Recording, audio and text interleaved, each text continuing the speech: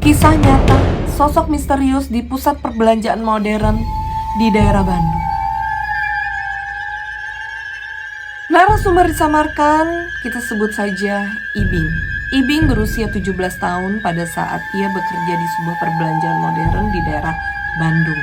Seingat Ibing, di hari itu, hari Kamis, tepat di jam 2 siang, dia mendapatkan shift siang pada saat bekerja di salah satu mall di daerah Bandung. Di hari itu Ibing malas untuk kerja dan dia berniat juga bekerja di hari itu. Tapi karena tanggung jawab, pada akhirnya Ibing memutuskan untuk masuk kerja di hari itu. Tepat di jam 2 siang Ibing datang ke pusat perbelanjaan di daerah Bandung. Nah, disinilah awal mula kejadiannya. Pada saat itu Ibing bersiap untuk bekerja. Ibing bekerja di salah satu toko di pusat perbelanjaan. Tiba akhirnya Ibing datang ke toko tempat dia bekerja. Sebelum bekerja Ibing harus bersiap-siap dulu, memakai wangi-wangian, memakai baju rapi, dan dia siap mulai bekerja. Masuklah ke toko. Di sana sangat ramai tokonya, walaupun tidak seramai pada saat weekend, karena itu adalah weekday ya, Bo. Singkat cerita, Ibing memasuki jam 17.00, which is itu jam 5 sore. Nah, disinilah pekerja yang masuk shift pagi pamit sama Ibing untuk pulang. Dan gak lama kemudian tepat di jam 18.00, which is itu jam 6 sore, Ibing merasa ngantuk banget karena di situ weekday ya, Bor. Jadi toko gak begitu rame. Dan Ibing izin sama Denny, teman kerjanya, untuk tidur di gudang. Den, gue tidur dulu ya, gue ngantuk. Karena kemarin gue habis begadang. Oke bro, lu tidur nanti gue nyusul ya. Oke.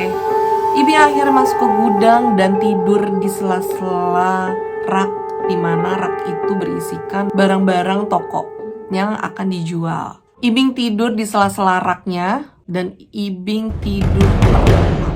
Sampai akhirnya di dalam tidurnya Ibing mimpi. Dia mimpi salah satu temannya itu negor dia. Bing, jangan tidur di sini. Gue pernah digangguin di sini. Terus Ibing bilang, gue gak takut bro. Malah lu semua pada takut ngeliat muka gue. Sambil Ibing tertawa dengan sombong. Sampai akhirnya Ibing gak lama kemudian merasa kakinya itu ada yang megang sangat erat dan menjatuhkan kakinya. Terus Ibing masih berpikir, mungkin aja ini Denny temannya yang lagi pisang sama dia. Karena Denny tadi bilang mau menyusul Ibing tidur. Sampai akhirnya Ibing terjatuh dan genggaman tangan itu gak juga lepas dari kaki Ibing. Sampai akhirnya Ibing mencoba untuk membuka matanya dan dia melihat sosok nenek-nenek sedang jongkok di depan hadapannya. Sosok nenek-nenek itu rambutnya panjang, gimbal, dan memakai baju putih. Sampai akhirnya nenek itu bilang, "Sok weh, sing tenang." Suara itu sangat seram dan sampai akhirnya Ibing lari ketakutan. Ibing menemui Denny. Den, ayo pulang Den. Sampai akhirnya Denny bilang, "Iya bro, gue juga mau pulang, ini udah jam 8 malam. Nanti gue ceritain Den, gue ngalamin hal buruk, hal mistis Den." Oke, sampai akhirnya dia bersiap-siap pulang dan dia keluar dari mall tempat Ibing bekerja. Sepanjang jalan Ibing cerita sama Denny. Singkat cerita Ibing pulang ke rumah karena udah capek banget dengan hal-hal yang tadi dia alami di tempatnya dia bekerja di salah satu mall di Bandung. Sampai akhirnya Ibing tertidur. Nah, disinilah Ibing mendapatkan mimpi yang sangat menyeramkan. Di dalam mimpi Ibing terdapat sosok nenek-nenek yang tadi ada di mall tempat Ibing bekerja. Di dalam mimpi itu nenek itu bilang, "Ayo sini, ikut denganku." Suara itu sangat seram dan sampai akhirnya Ibing berteriak, "Jangan Nek, jangan, ampun Nek, jangan." Sampai akhirnya ibu Ibing datang ke kamar Ibing dan bangunin Ibing. "Kamu kenapa Ndok? Kok kamu ngigau? Kamu ngigau sangat keras." Sampai akhirnya Ibing istighfar dan bangun dari tidurnya. Sampai keesokan harinya Ibing mendadak sakit.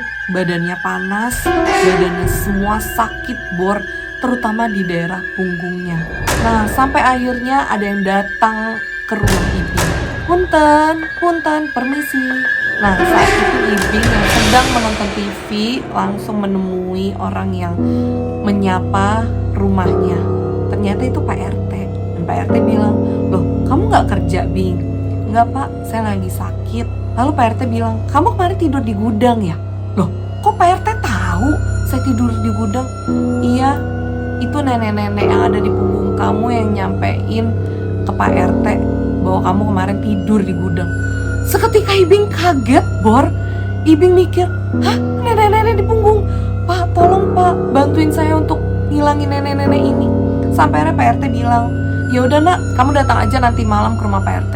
Kebetulan Pak RT adalah orang pintar di daerah rumahnya Ibing. Sampai akhirnya malam itu Ibing datang ke rumah Pak RT.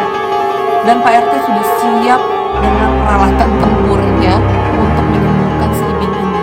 Akhirnya Ibing duduk di depan Pak RT. Dan seketika Ibing tidak ingat apapun. Sampai akhirnya Ibing terbangun. Dan saat terbangun sudah banyak orang yang melilingi dia sedang mengaji. Termasuk ada ibu yang sedang menangis. Ibing kaget. Loh, ini ada apa? Kok semuanya pada ngelilingin saya dan sedang mengaji? Dan ibu kenapa menangis? Akhirnya ibu menjelaskan, Ibing kamu udah gak sadar selama 3 hari. Dan kamu kerasukan selama 3 hari. Dan disitulah Ibing tersadar bahwa Ibing diruqyah sama Pak RT. Singkat cerita, nenek-nenek yang ada di punggungnya Ibing sudah menghilang dan tidak mengganggu Ibing. Singkat cerita, akhirnya Pak RT menjelaskan bahwa nenek-nenek itu suka sama Ibing dan berniat untuk menikahi Ibing dan membawa ke alamnya. Dan sampai saat itu Ibing tidak mau lagi bekerja di toko di mana dia bekerja, di sebuah mall di daerah Bandung. Dan Ibing memutuskan untuk resign dari kerjaannya itu. Oke guys, yang suka sama video gue, jangan lupa like, comment, dan subscribe. Thank you for watching and see you next video. Bye bye.